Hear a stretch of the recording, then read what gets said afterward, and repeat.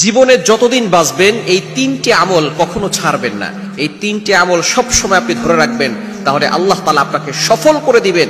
আল্লাহ তাআলা আপনাকে কখনো আটকে রাখবেন না এবং আপনার জন্য সকল রাস্তা প্রশস্ত হয়ে যাবে। এটা আল্লাহ তাআলা নিজে পবিত্র কোরআনুল কারীমের ভিতরে বলে দিয়েছেন। এই তিনটি আমল আপনি কখনো ছাড়বেন না। 22 নম্বর পারার 16 নম্বর পৃষ্ঠার 13, 14, 15 নম্বর লাইন সূরাতুল ফাতিরের 29, 29 নম্বর আয়াতে আল্লাহ তাআলা এই তিনটি আমলের কথা জানিয়ে দিয়েছেন। এই তিনটি আমল যদি আপনি করতে পারেন, তাহলে আপনি আল্লাহর সাথে চুক্তি করতেছেন, আল্লাহর সাথে ব্যবসা করছেন। আর এই ব্যবসায় আপনি কখনো লসে পড়বেন না। আল্লাহ তাআলা আপনাকে দুনিয়াতেও সফলতা দান করবেন, আখিরাতেও আল্লাহ তাআলা আপনার জন্য সফলতার ব্যবস্থা করে দিবেন। জাহান্নাম থেকে মুক্তির ব্যবস্থা করে আল্লাহ তাআলা জান্নাতের ব্যবস্থা করে দিবেন। আল্লাহ পাক রব্বুল আলামিন নিজে বলে দিয়েছেন তিনটি আমলের কথা। সূরা ফাতিরের 29 নম্বর আয়াত আল্লাহ তাআলা বলছেন, ইন্নাল্লাযীনা ইয়াতলুনা কিতাবাল্লাহ। 1 নাম্বার হচ্ছে আল্লাহর কিতাবের তেলাওয়াত করা, আল্লাহর কোরআনের তেলাওয়াত করা। আমরা আল্লাহর কোরআনের তেলাওয়াত করতে চাই না। যুগের পর যুগ চলে যায়, কোরআনটাকে ধরে যে একটু চুমু খাবো সেই সময়টুকু আমাদের হয় না।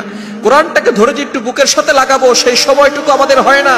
কোরআন তো আল্লাহর কথা, আল্লাহর কালাম। আপনি সব কিছু করতে পারেন, কোরআনটা পড়তে পারেন না। আপনার ব্যবসা বাণিজ্য ঠিক মতো চলতেছে সেটা আপনি করতে পারেন, কিভাবে সন্তানকে পরিচালনা করতে হবে সেটা আপনি জানেন, কিভাবে স্ত্রীর সাথে ভালো ব্যবহার করতে হবে এবং স্ত্রীর পেট বাঁচাতে হবে, স্ত্রীর পেট, সন্তানদের পেট, নিজের পেট কিভাবে বাঁচাতে হয় সেটা আপনি খুব ভালো করে জানেন। ব্যবসায় কিভাবে লাভবান হতে হয় সেটা আপনি জানেন, কোনভাবে টাকা ঘরে আসবে সেটা আপনি ভালো করে জানেন, কিন্তু আপনি কোরআনটা পড়তে পারেন না। এই কোরআন হচ্ছে আল্লাহর কিতাব, আল্লাহর কালাম। কোরআন হচ্ছে এমন কিতাব যে কিতাবের দিকে তাকালেই সওয়াব হয়। আপনি পড়েন আর না পড়েন, তাকালেই সওয়াব হয়। যদি পড়তে পারেন, পড়লে তো প্রত্যেকটা অক্ষরে 10টা করে নেকি হবে, বুঝে পড়লে আরো বেশি সওয়াব হবে। সুতরাং এই কোরআন আমরা অবশ্যই পড়ার চেষ্টা করব।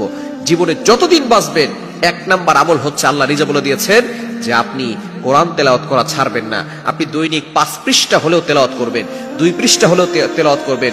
রমজানে আরো বেশি বেশি তেলাওয়াত করবেন, কারণ রমজানেই কোরআন নাজিল হয়েছে। আল্লাহ নিজে বলে দিয়েছেন, কোরআন খুলেন 2 নম্বর পারা 7 নম্বর পৃষ্ঠার 1, 2 নম্বর লাইন সূরা বাকারার 185 নম্বর আয়াতে আল্লাহ বলছেন, শাহরু রমাদান আল্লাযী উনজিলা ফীহিল কুরআন হুদাল লিন-নাস ওয়া বাইয়িনাতিন মিনাল হুদা ওয়াল ফুরকান। আল্লাহ পাক রব্বুল আলামিন জানিয়ে দিয়েছেন যে এই কোরআন রমজান মাসে নাজিল হয়েছে। সুতরাং রমজানের বরকত এতটা বেশি হয়েছে কোরআনের কারণে। সুতরাং 1 নাম্বার হচ্ছে ইন্নাল্লাযীনা ইয়াতলুনা কিতাবাল্লাহ, আল্লাহর কিতাবের তেলাওয়াত করা।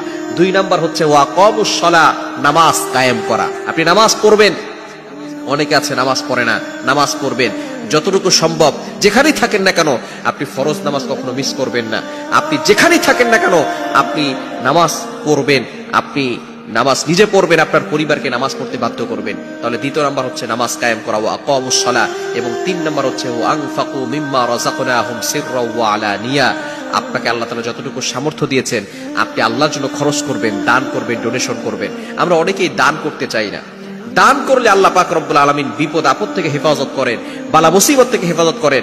এবং কোনো কারণে যদি আল্লাহ তাআলা কোনো বান্দার প্রতি রাগান্বিত হয়ে যান, তাহলে আল্লাহ পাক রব্বুল আলামিন যদি সে দান করে আল্লাহকে সন্তুষ্ট করার জন্য, আস-সাদাকাতু তুতফিউ গাদাবার রব্বি ওয়া তাদফাউ মিতাতাস-সু, আল্লাহ পাক রব্বুল আলামিন ওই বান্দার প্রতি সন্তুষ্ট হয়ে যান, বলেন সুবহানাল্লাহ। এজন্য অবশ্যই আমরা দান করব। তাহলে যতদিন বাঁচব 3টি আমল ছাড়বো না। 1 নাম্বার হচ্ছে কোরআন তেলাওয়াত, 2 নাম্বার হচ্ছে নামাজ এবং 3 নাম্বার হচ্ছে আপনি সব সময় আল্লাহর জন্য ডোনেশন করবেন, দান করবেন। এই 3টি আমল যদি আপনি করতে পারেন আপনি কখনো ব্যর্থ হবেন না। আল্লাহ পাক রব্বুল আলামিন দুনিয়াতেও আপনাকে সফলতা দান করবেন, আখিরাতেও আপনাকে সফলতা দান করে দিবেন।